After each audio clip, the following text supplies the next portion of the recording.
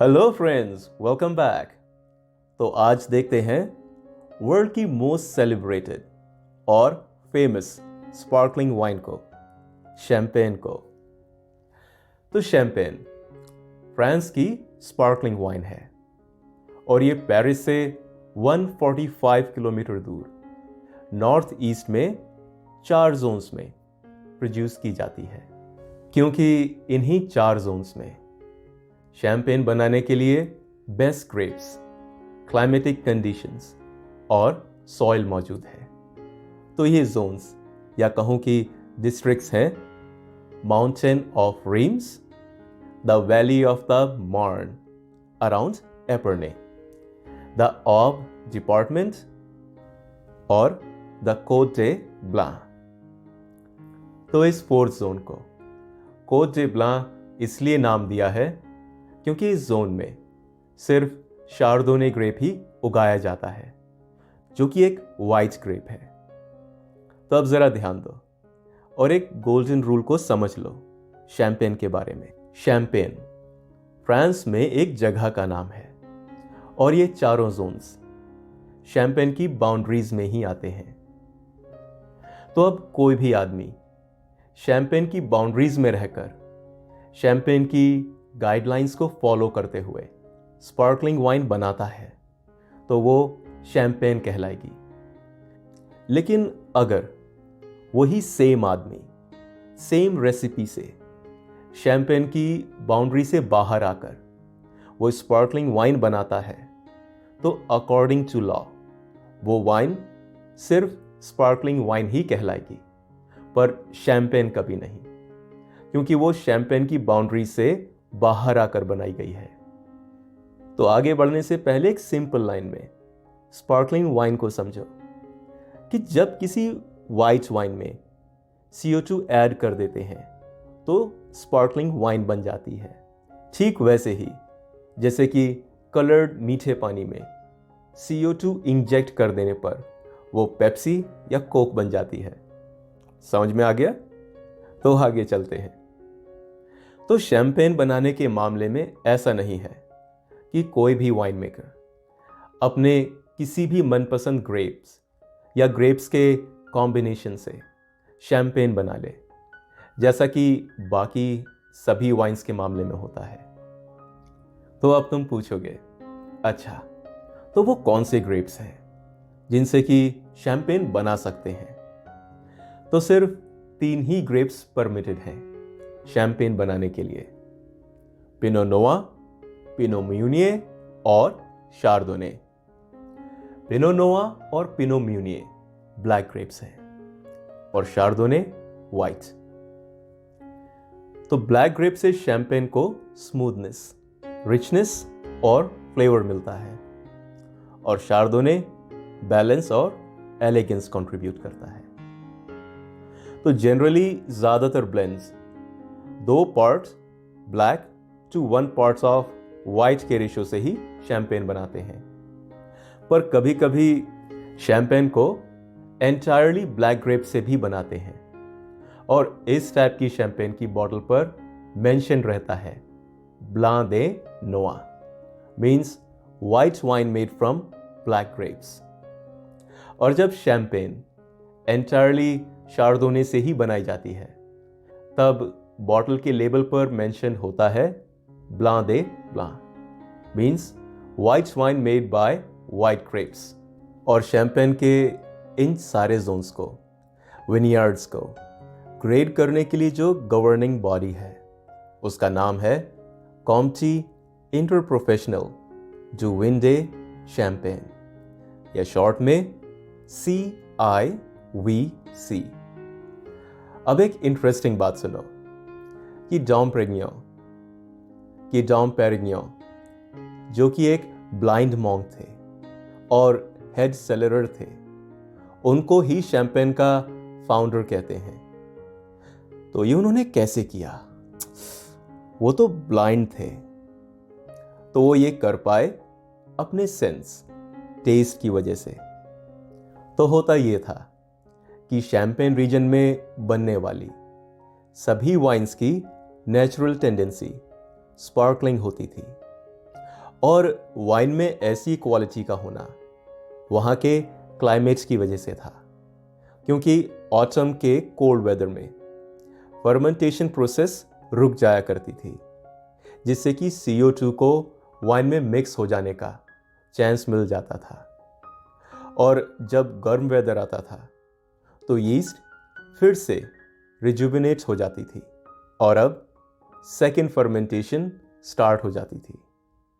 तो 30 इयर्स की एज में डॉम पेरिग्नोन ने इस टेस्ट पर अटेंशन पे किया और उन्हें लगा कि इस वाइन के साथ कुछ और अच्छा, कुछ बेहतर किया जा सकता है।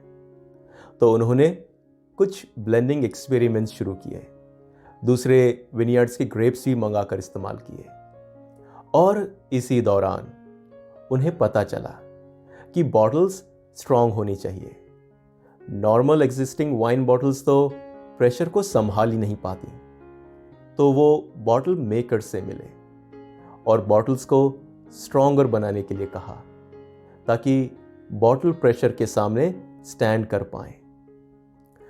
उन्होंने उस नॉर्मल कॉर्क को भी बदल दिया और अब उनके ये एक्सपेरिमेंट्स और चेंजेस सक्सेसफुल रहे और शैंपेन दुनिया में इंट्रोड्यूस हुई। अब एक फन फैक्ट कि क्या तुम्हें पता है कि शैंपेन की बॉटल का इंटरनल प्रेशर कितना होता है? तो वो है 6 किलोग्राम पर सेंटीमीटर स्क्वायर। ये एक बस के टायर के जितना प्रेशर होता है।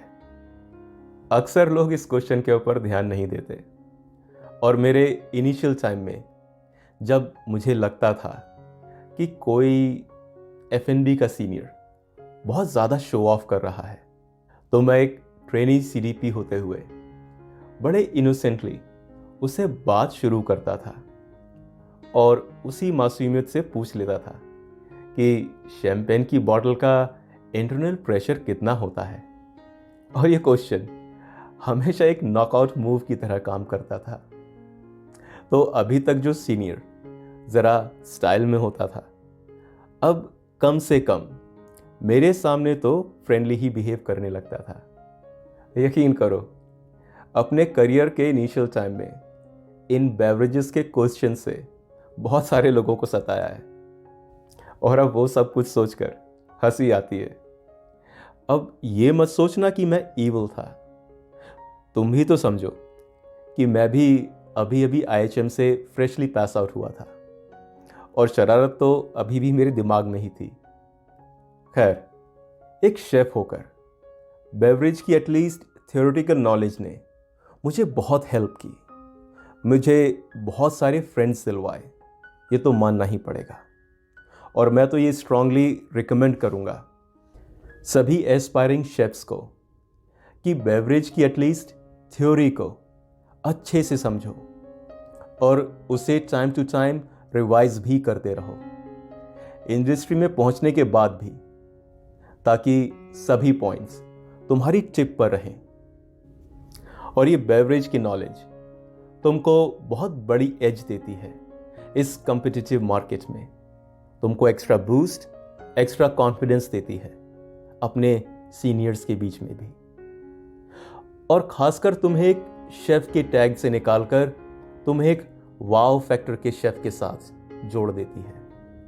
क्योंकि जब तुम बेवरेज की रूट्स को अच्छे से जान लेते हो तो तुम्हारी क्रिएटिविटी लेवल भी बहुत बढ़ जाती है, जिससे कि तुम में इंडस्ट्री में आगे चलकर तुम्हारे कंपटीशन में स्टैंड आउट होने की पोटेंशियल बहुत ज़्यादा बढ़ जाती है।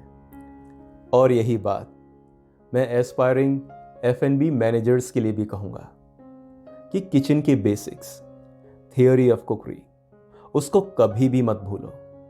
अच्छे से पढ़ो, याद करो और बाद में भी रिवाइज करते रहो।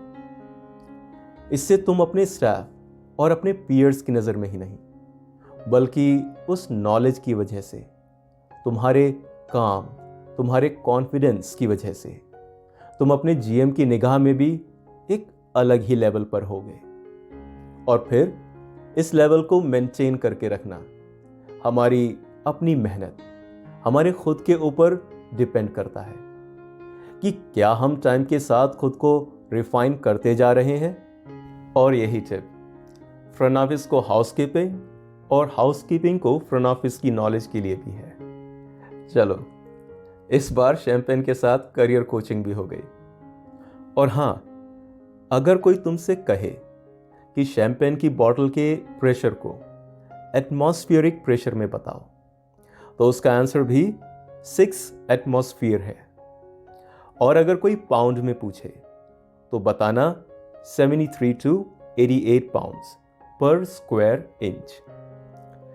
एक एटमॉस्फेयर 15 पाउंड पर स्क्वायर इंच के बराबर होता है। इतना समझ में आ गया? ठीक है, तो अब आगे बढ़ते हैं। और अब द विंताज। तो जिस साल में ग्रेप्स को हार्वेस्ट करते हैं उसे विंताज बोलते हैं। मतलब विंताज टाइम को रिप्रेजेंट करता है। और अब देखो कि हार्वेस्टिंग के टाइम क्या प्रोसेस होता है। तो शैंपेन के लिए ग्रेप्स को हैंड पिक करते हैं। मशीन्स का यूज अलाउड नहीं है। तो अब तुम शायद सोच रहे होगे कि ऐसा क्यों? हैंड पिक करने से तो बहुत ज़्यादा टाइम और मेहनत लगती है, जिससे कि लेबर कॉस्ट हाई होने की वजह से प्रोडक्ट्स की कॉस्ट भी हाई हो जाती है, जिसको कि मशीन्स को यूज़ करके कम किया जा सकता है। और अगर तुम ऐसा कुछ सोचते हो तो तुम्हारा सोचना बिल्कुल सही है। पर अब समझो कि ये एक वर्ल्ड क्लास वाइन है और इसकी प्रेस्टीज बहुत बड़ी है। और कहीं हद तक शैंपेन फ्रांस की प्रेस्टीज उसके हाई क्लास प्रोडक्ट्स के मामले में उसकी रेपुटेशन में कंट्रीब्यूट करती है। इसलिए ग्रेप्स को पिक करते हुए थोड़ा भी नुकसान ना हो, वो अपनी प्राइम कंडीशन में ही रहें। इसलिए ये ज़रूरी है कि उनको हैंड पिक ही किया जाए, क्योंकि मशीन्स को यूज़ करने से ग्रेप्स डैमेज हो सकते हैं, जिससे कि कलर पिगमेंट खराब हो जाता है, जूसेस की क्वालिटी भी अच्छी नहीं रह जाती। इसलिए ये बेहद ज़रूरी है कि एक बेस्ट प्रोडक्ट बनाने के लिए बेस्ट प्राइम रॉ मटेरियल्स का ही इस्तेमाल किया जाए। और ग्रेप्स की सेलेक्टिविटी, उनका सही कलर, उनकी राइपनिंग, ये सारे फैक्टर्स इतने इम्पॉर्टेंट होते हैं कि ग्रेप्स की सेलेक्टिविटी को एप्लूशाज कहते हैं। और जो टॉप शैंपेन प्रोड्यूसर्स हैं वो इन carefully selected hand pick grapes का सिर्फ फर्स्ट प्रेस ही यूज़ करते हैं अपनी शैंपेन बनाने के लिए। और इस फर्स्ट प्रेस जूस को कहते हैं विन दे क्यूवे। और जब इन्हीं ग्रेप्स को दूसरी बार प्रेस करते हैं तो अब इस जूस को कहते हैं प्रीमियर टेल। ये फर्स्ट प्रेस जूस मतलब विन दे क्यूवे से थोड़ा ज़्यादा डार्क होता है और इसको BOB कहकर, मीन्स बायर्स ओन ब्रांड, जो कि प्रीमियर क्वालिटी से चीप होता है, कहकर बायर्स को बेचते हैं।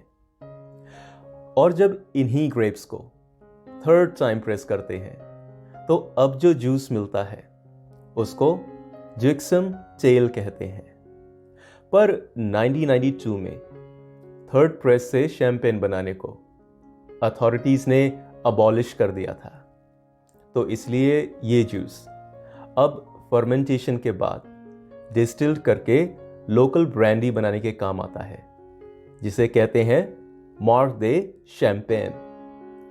So what is mark they champagne? ये भी एक बहुत कॉमन क्वेश्चन है। तो इतना समझ में आ गया? और एक बार फिर से देख लेते हैं। फर्स्ट प्रेस को कहते हैं विन दे क्यूवे, सेकंड को प्रीमियर टेल और थर्ड प्रेस को जिक्सिम टेल। तो इतना समझ में आ गया? कमेंट सेक्शन में ज़रूर बताना। तुम्हारे कमेंट्स का इंतज़ार रहेगा। और अपने दोस्तों के साथ ये वीडियो ज़रूर शेयर करना ताकि वो भी इससे सीख सकें। और हमें सब्सक्राइब और लाइक करने के लिए धन्यवाद। Thank you.